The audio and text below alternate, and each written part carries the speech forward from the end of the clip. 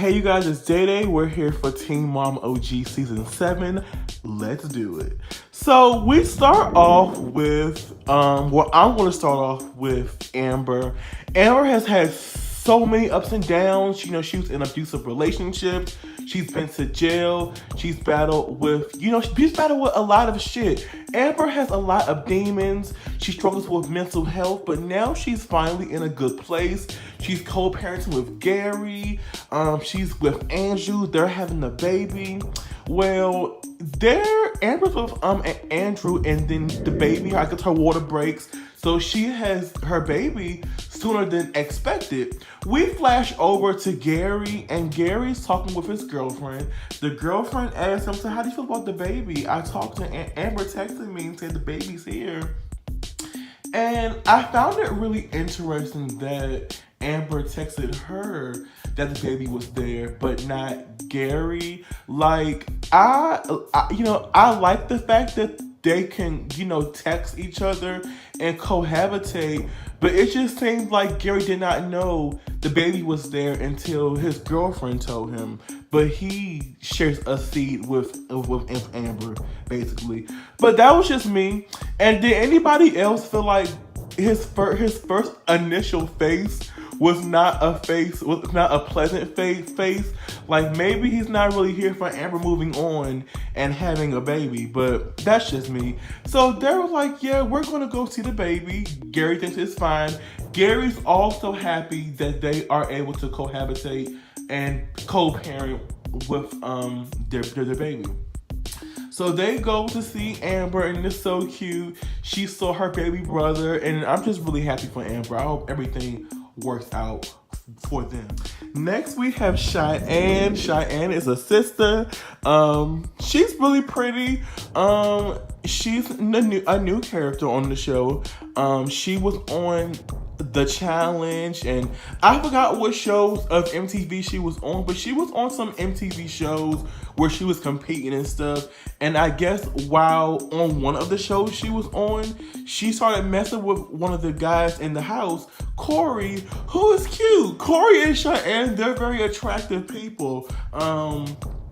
Corey gives me this biracial fuckboy kind of vibe, like maybe he's not all good, and I'm side-eyeing Corey, but we'll get to that in a minute. So Cheyenne, she hooked up with him. She had a boyfriend at the time. So when she got pregnant with Riley, I think that's her name, I can't remember, Ryder, I think. When she got pregnant with Ryder, she didn't know if it was Corey's baby or her ex-boyfriend baby. Turned out that it's Corey's baby, and I found that's so fucking unlucky, because I guess she only had sex with Corey one time. From what I'm getting from the situation, it seemed like they had a one-night stand.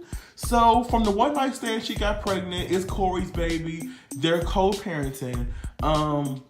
Cheyenne has been dating this guy. I don't remember how long she's been dating this guy.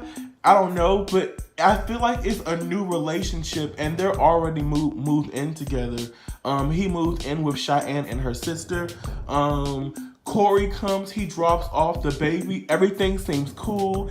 They're laughing and all that. He's trying to figure out a schedule. Cheyenne is like, you know what?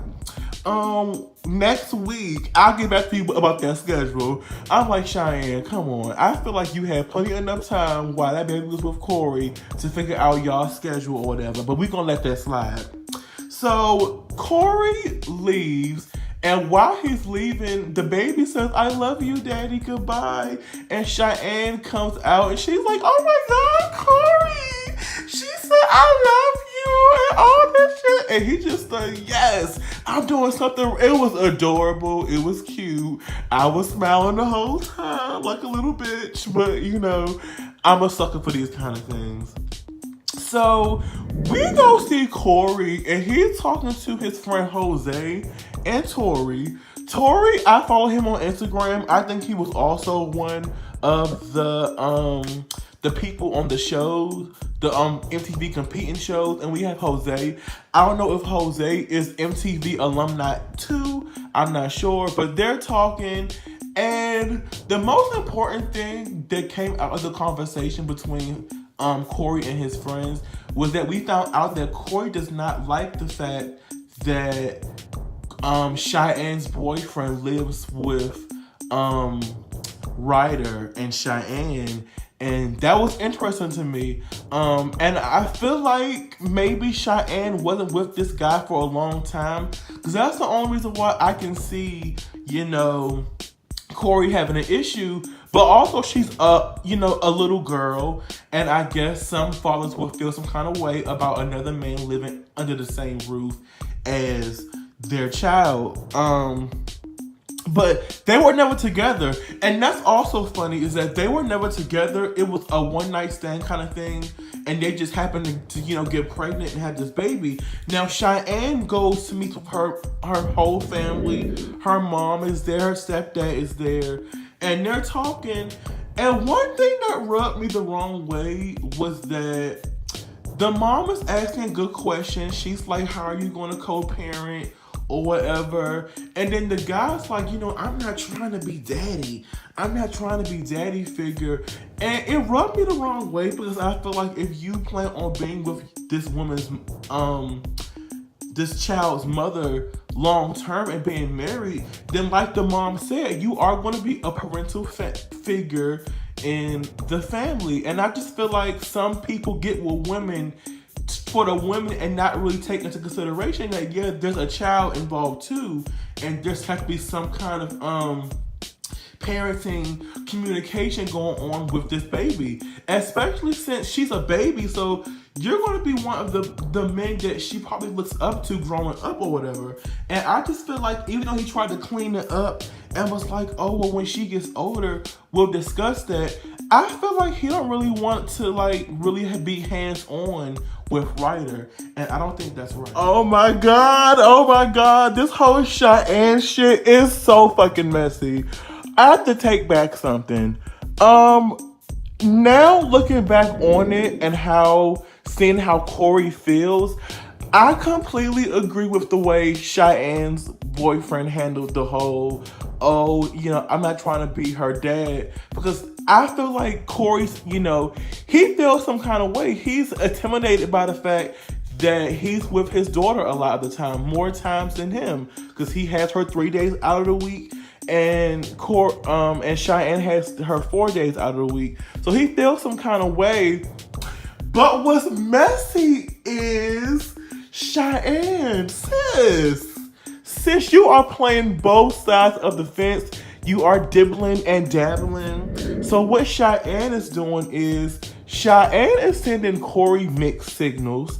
I guess when her and her boyfriend have beef, or when she's going through shit, she's calling Corey and crying and venting to Corey. I guess in the past she's asked Corey about what's going on between them. But she has a boyfriend, so she shouldn't be doing that. There's no way she should be leaning on her baby daddy for emotional support when she has a man. It's just not right. And if I was Cheyenne's boyfriend, looking back on this, I would feel away. I really would. It's just not right. And because of that, I feel like Corey doesn't respect their relationship.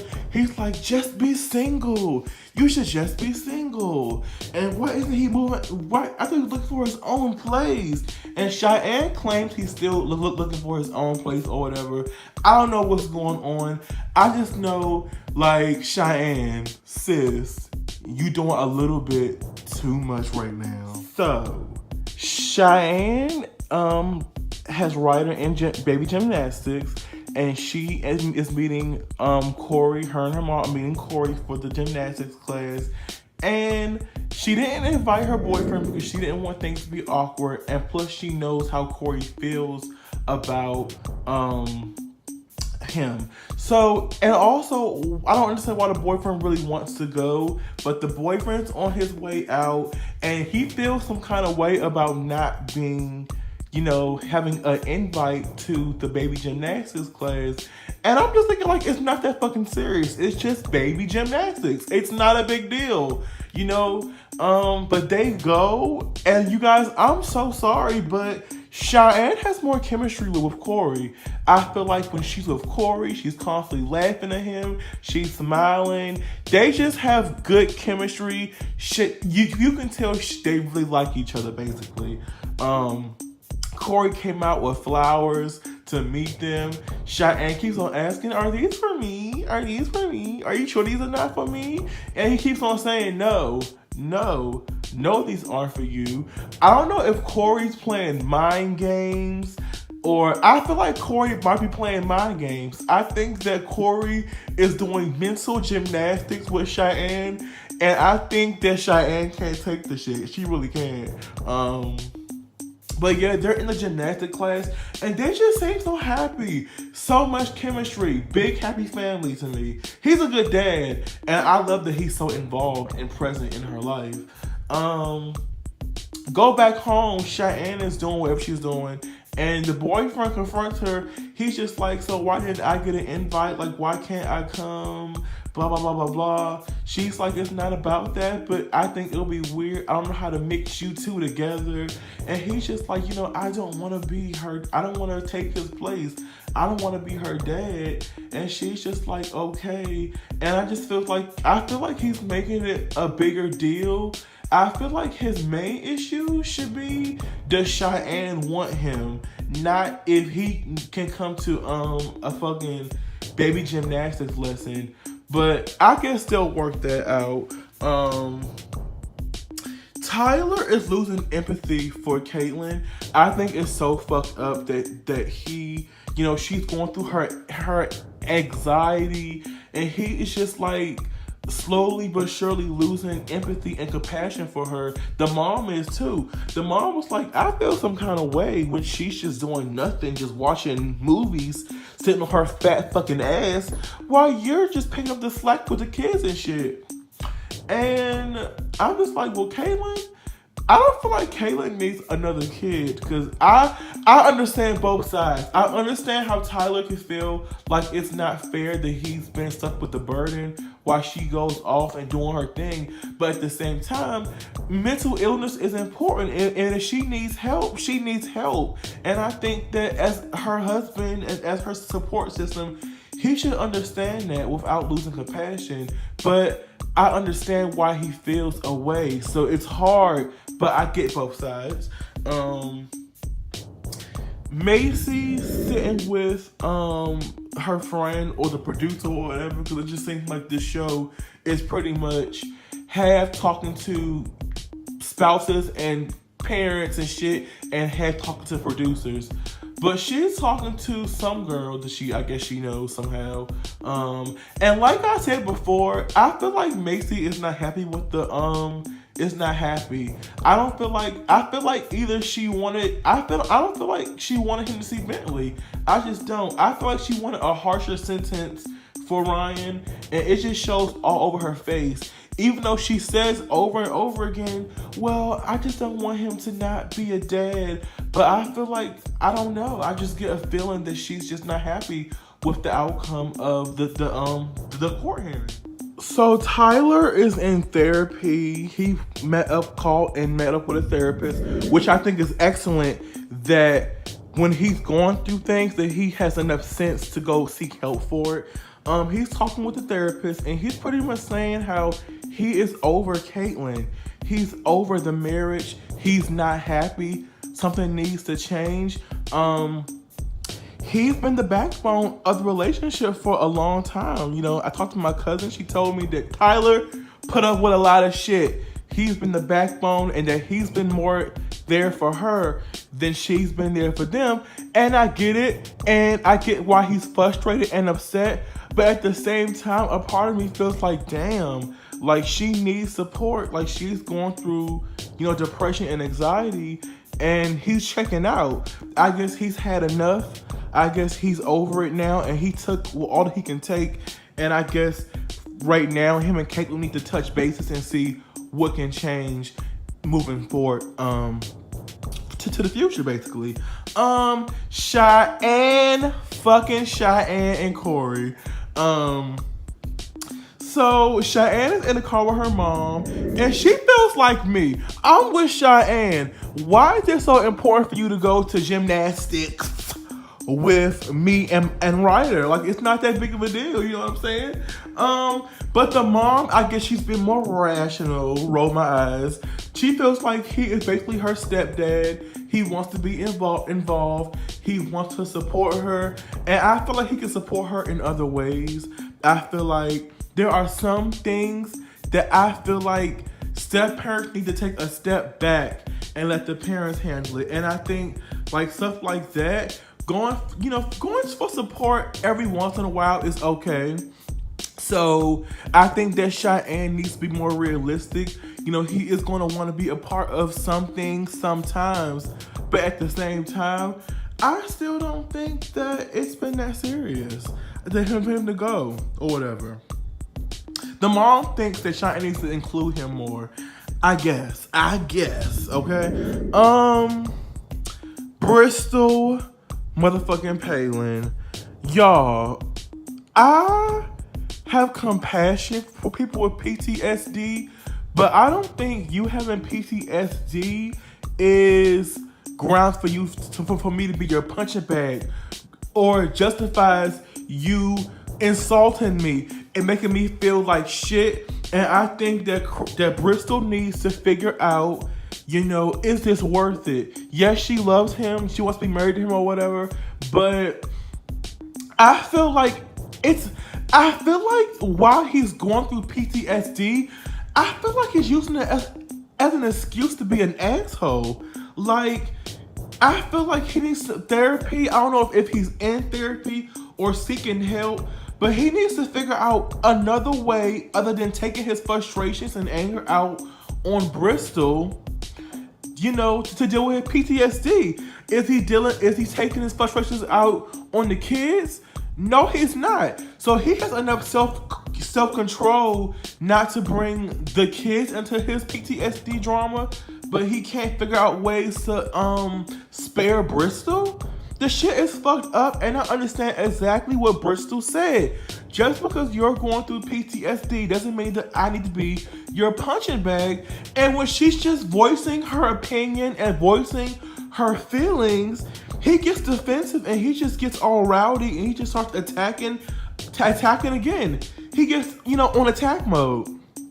This was a good episode. I loved it. It was crazy. I'm going to stick with the show. This is a new channel, so I hope you guys subscribe, like, share, and comment. And I will be back with the next episode of Teen Mom OG Season 7. Peace.